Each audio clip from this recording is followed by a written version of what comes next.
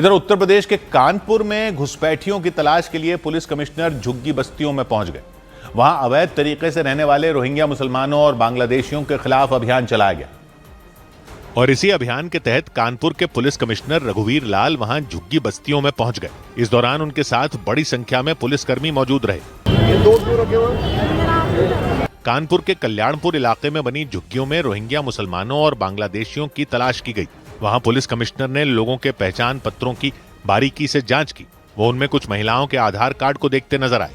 उन्होंने उन लोगों से किसी भी संदिग्ध व्यक्ति या किसी संदिग्ध गतिविधि के बारे में पुलिस को जानकारी देने की अपील की ताकि घुसपैठियों की पहचान कर उनके खिलाफ कड़ी कार्रवाई की जा सके। कानपुर में पुलिस कमिश्नर के निर्देश पर स्पेशल अलर्ट टीम बनाई गई और पुलिस की स्पेशल अलर्ट टीम कल्याणपुर इलाके के इंदिरा नगर में पहुंच गई। वहां बड़े पैमाने पर बनी झुग्गियों में रहने वाले लोगों से पूछताछ की गई। कितने लोग हो आप? उनके घर में 4 लोग। कितने साल से रह रहे हो? हम लोग बहुत साल से। हम लोग के मम्मी पापा यहाँ रहते हैं।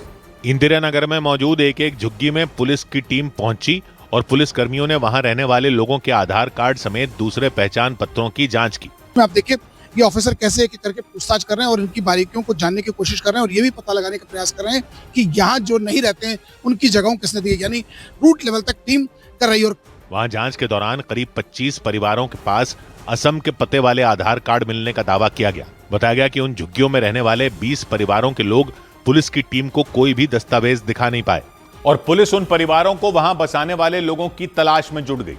पुलिस के मुताबिक कानपुर में 1100 से ज्यादा संदिग्धों की पहचान की गई और उनमें 250 संदिग्ध लोगों की नागरिकता की जांच के लिए पुलिस की अलग अलग टीमों को 4 राज्यों में भेजा गया। वेरिफिकेशन के लिए हमने अपनी 3 टीमें भेजी थी। झारखंड में, वेस्ट बंगाल और असम में भेजी थी। हमारी टीमों ने वहां की पुलिस के सहयोग से वेरिफिकेशन का ड्राइव चलाया है। बताया गया कि कानपुर के कल्याणपुर इलाके में बनी झुग्गियों में झारखंड, पश्चिम बंगाल और असम समेत दूसरे राज्यों से आकर लोग बसे हैं। ऐसे में उन लोगों के पते की जांच के लिए कानपुर की पुलिस ने अपनी टीमों को इन राज्यों में भेजा। इन राज्यों की पुलिस की मदद से वहां अभियान चलाया गया ताकि कानपुर में अवैध गतिविधियों और घुसपैठ पर रोक लगाई जा सके। और कानपुर की ही तरह उत्तर प्रदेश के गोरखपुर में भी झुग्गी झोपड़ियों में रहने वाले लोगों की पुलिस ने जांच शुरू कर दी। वहां पुलिस ने लोगों से उनके दस्तावेज लिए और उनसे जुड़ी जानकारियां जुटाई। हालांकि शुरुआती जांच में कोई घुसपैठिया नहीं मिला। गोरखपुर के राजघाट थाने की पुलिस हर्बर्ट बांध के किनारे बनी झुग्गियों में पहुंची और वहां रहने वाले लोगों से पूछताछ की। पुलिसकर्मी उन लोगों के पहचान पत्र देखते नजर आए। इनके पिताजी भी आप ही के गांव में रहे? गांव में है। अगर मैं मान लीजिए वहाँ चेक करने आऊँ तो जो आप फोन पे बता रहे हो वही मिलेगा ना? हाँ, मिलेगा। उन झुग्गियों में मौजूद कुछ लोग असम के बारपेटा जिले के रहने वाले बताए गए। उनके पास मिले आधार कार्ड की पुलिस ने जांच की और उनके मूल गांव के प्रधान से पुलिस ने फोन पर बात करके उनके बारे में जानकारी जुटाई। इसके साथ ही वहां दूसरे राज्यों से आकर रहने वाले लोगों की एक लिस्ट तैयार की गई ताकि अवैध तरीके से रह रहे लोगों की पहचान की जा सके। गोरखपुर के साथ उत्तर प्रदेश के मेरठ में भी मुहिम चलाई गई। वहां चेकिंग अभियान के दौरान पुलिस ने 5000 से ज्यादा संदिग्ध लोगों के बारे में जानकारी मिलने का दावा किया और उन संदिग्ध लोगों की नागरिकता की जांच शुरू की गई। मेरठ के अलग अलग इलाकों में पुलिस ने अवैध तरीके से रहने वाले रोहिंग्या मुसलमानों और बांग्लादेशियों की तलाश में अभियान चलाया। पुलिस की टीम झुग्गियों में पहुंची और वहां रहने वाले लोगों से पूछताछ करती सुनाई दी। उम्र कितनी है? पुलिसकर्मियों ने इस दौरान उनके पहचान पत्रों की जांच की। करीब 6500 लोगों को चेक करके उनके आईडी अभी तक पुलिस ने लिए हैं। इनको जो उनके मूल जनपद के निवास हैं वहां पर प्रेषित किया गया है पुलिस को और वहां से सूचना मांगी गई है। उन झुग्गियों में मौजूद ज्यादातर लोग असम और पश्चिम बंगाल के रहने वाले बताए गए और दूसरे राज्यों से आकर वहां बसने वाले लोगों की एक लिस्ट तैयार की गई। और इस सब के बीच लखनऊ के हजरतगंज इलाके में पुलिस के पहुंचने से पहले ही कई लोग झुग्गियां खाली करके भाग निकले।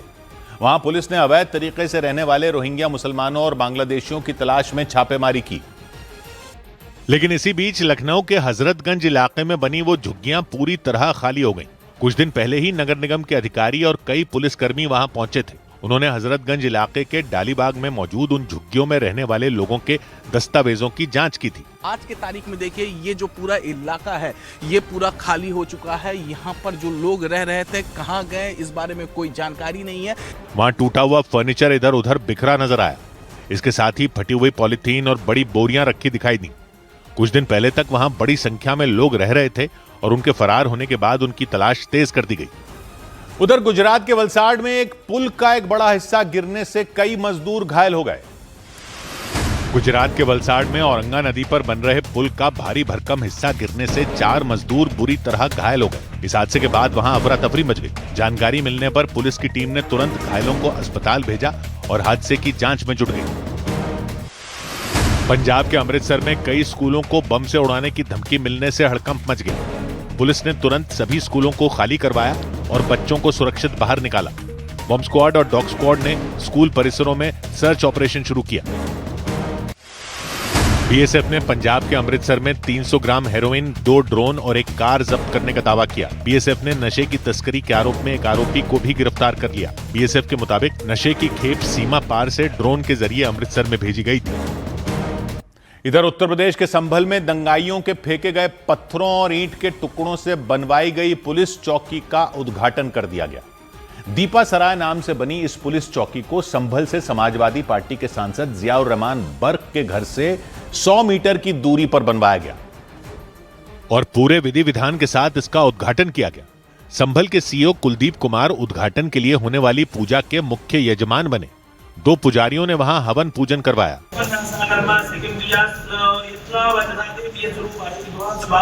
उद्घाटन के लिए दीपा सराय पुलिस चौकी को गुब्बारों से सजाया गया। पिछले साल 24 नवंबर को संभल में भड़की हिंसा के बाद इस साल 4 मार्च को इस चौकी को बनवाने का काम शुरू करवाया गया था। पुलिस ने मुस्लिम समुदाय की एक बच्ची के हाथों चौकी की नींव की पहली ईंट रखवाई थी और करीब 10 महीनों में दीपा सराय पुलिस चौकी बनकर तैयार हो गई। उद्घाटन समारोह में संभल के डीएम राजेंद्र पैंसिया और एसपी के बिश्नोई भी मौजूद रहे और पूरे उद्घाटन कार्यक्रम में हिस्सा लिया। चौकी का उद्घाटन संभल की ही रहने वाली जुनैरा फैसल नाम की बच्ची ने फीता काट कर किया। इस दौरान वहां लगातार ढोल बजता सुनाई दिया। संभल के एसपी के मुताबिक दीपा सराय चौकी को पुलिस ने पिछले साल भड़की हिंसा के दौरान दंगाइयों की तरफ से पुलिस पर फेंके गए पत्थरों से ही बनवाया, जिनसे हम सब लोग चोटिल हुए थे। 28 पुलिस कर्मी चोटिल हुए थे। उन्हीं पत्थरों से इस चौकी का निर्माण करवाया जाएगा। उन 15 ट्रोलियों का भी यूज है। इस 2 मंजिला चौकी में एक कंट्रोल रूम भी बनवाया गया और उस कंट्रोल रूम में दीपा सराय मोहल्ले में लगवाए गए सीसीटीवी कैमरों की निगरानी का इंतजाम करवा दिया गया। संभल के डीएम ने बताया कि इस चौकी के निर्माण में 52 लाख रुपए खर्च हुए और करीब 10 महीनों का वक्त लगा। पिछले साल हिंदू पक्ष के कुछ लोगों ने संभल की शाही जामा मस्जिद के हरिहर मंदिर होने का दावा करते हुए कोर्ट का रुख किया था। आरोप लगाया गया था कि मुगल शासन काल में मंदिर को तोड़कर ही मस्जिद बनवाई गई थी। कोर्ट ने मस्जिद के सर्वे का आदेश जारी कर दिया था, लेकिन 24 नवंबर 2024 को सर्वे के दौरान हिंसा भड़क गई थी। हिंसा के दौरान पुलिस टीम पर पत्थरों से हमला किया गया था और फायरिंग तक की गई थी। बाद में पुलिस ने संभल की शाही जामा मस्जिद के ठीक सामने भी सत्यव्रत पुलिस चौकी नाम से एक नई चौकी बनवा दी थी।